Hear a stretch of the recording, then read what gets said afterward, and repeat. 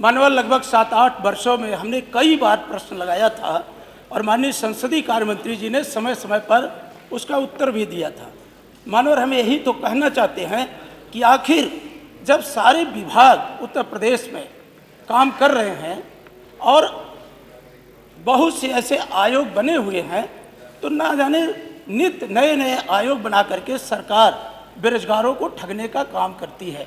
मानवर जहाँ तक आउटसोर्सिंग है, बाबा साहब ने जब संविधान सभा में कहा था कि भारत के अंदर एक बेहतर संविधान है, लेकिन ये सरकार की नीयत पर निर्भर करता है।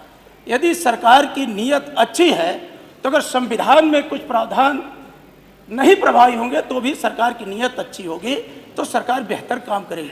मानव यही तो हम सरकार से जानना चाहते हैं, आखिर आपके सामने वो कौन सी परिस्थितियां हैं जिसके कारण आप परमानेंट नियुक्ति नहीं कर रहे हैं।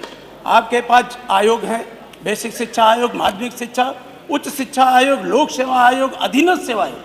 तो हमने कहा था कि आउटसोर्सिंग, हमें खुशी है कि हमारी बातों को सरकार ने कुछ बातों को संज्ञान में लिया है। कल माननीय मुख्यमंत्री जी ने बजट के बाद जो प्रेस कॉन्फ्रेंस किया था तो उन्होंने कहा था कि नहीं, हम आउटसोर्सिंग के लोगों को 16,000 से लेकर 20,000 तक वेतन देने का, और उन्होंने कहा एक कॉरपोरेशन भी बनाएंगे। तो मनोहर, आप कॉरपोरेशन क्यों बना रहे हैं? यही तो हमारी शिकायत है। इस समय उत्तर प्रदेश में 9 लाख से ज़्यादा आउटसोर्सिंग कर्मचारी हैं।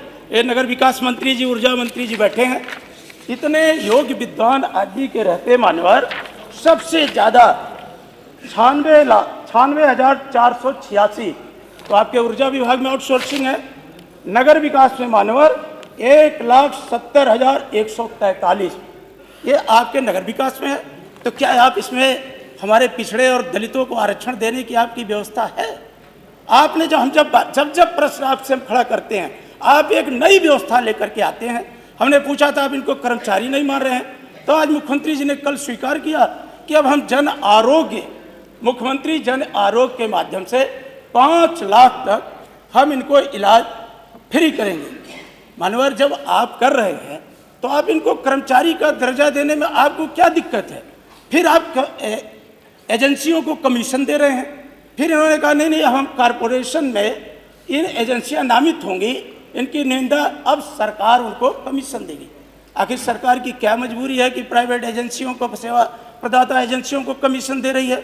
और एक समान काम के लिए समान वेतनमान हम जब जाते हैं आपके मेडिकल कॉलेज में, चाहे लोहिया संस्थान में जाएं या आजमगढ़ के अंदर सदर अस्पताल में जाएं, अभी कुछ दिन पहले मानवर में गया था, हमारी नर्स बहनें खड़ी हो जाती हैं कि विधायक जी हम आउटसोर्सिंग के हैं, हमें 14,000 मिलता है, और जो हमारी पुरानी नर्सें जिन सरकारों को आप कोसते हैं वो पाती हैं 60,000, 65,000, 70,000।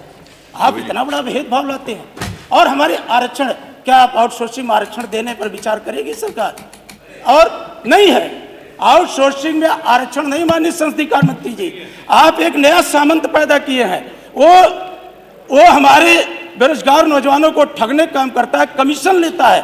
और मैंने खुद जो आपकी आउटसोर्सिंग एजेंसी काम कर रही है, हर दूसरे तीसरे महीने उन्हें बाहर कर देती है, 3-3 महीने तक उनको वेतन नहीं देती है। तो आप लगातार उत्तर प्रदेश के बेरोजगार नौजवान नवयुवतियों के साथ आपका दोहरा व्यवहार है। आप समाजवादियों को कहते हैं कि समाजवादियों का चरित्र दोहरा है। सबसे ज़्यादा तो भारतीय जनता पार्टी की सरकार का दोहरा चरित्र है कि आप समान काम के लिए समान वेतन की व्यवस्था नहीं कर रहे हैं, परमानेंट नियुक्ति भी नहीं दे रहे हैं। आप जब इतना बार हमने इस बात को उठाया तो कल माननीय मुख्यमंत्री जी ने स्वीकार करके माननीय मुख्यमंत्री जी ने वो एक आयोग गठित करने का बात कही है। और माननीय मुख्यमंत्री जी ने मान्यवर कहा कि हम सेवा प्रदाता एजेंसियां अपना पंजीकरण कराना होगा, प्राथमिक सीधे उनके खाते में जाएगी। चलिए, मैं आपका स्वागत करता हूं कि आपने व्यवस्था दिया। विभागों में विभाग कर्मचारियों को भेजेंगे, कितनी आवश्यकता है।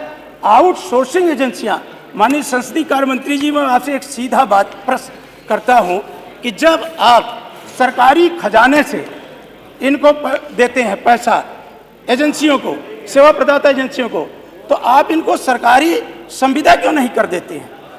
क्या ऊर्जा विभाग, आपका स्वास्थ्य विभाग, पंचायती राज, 9 लाख से ज़्यादा आज आउटसोर्सिंग कर्मचारी हैं। क्या सरकार इनको धन्यवाद संग्राम। संविदा के आधार पर नियुक्त करके अस्थायी करने पर विचार करेगी?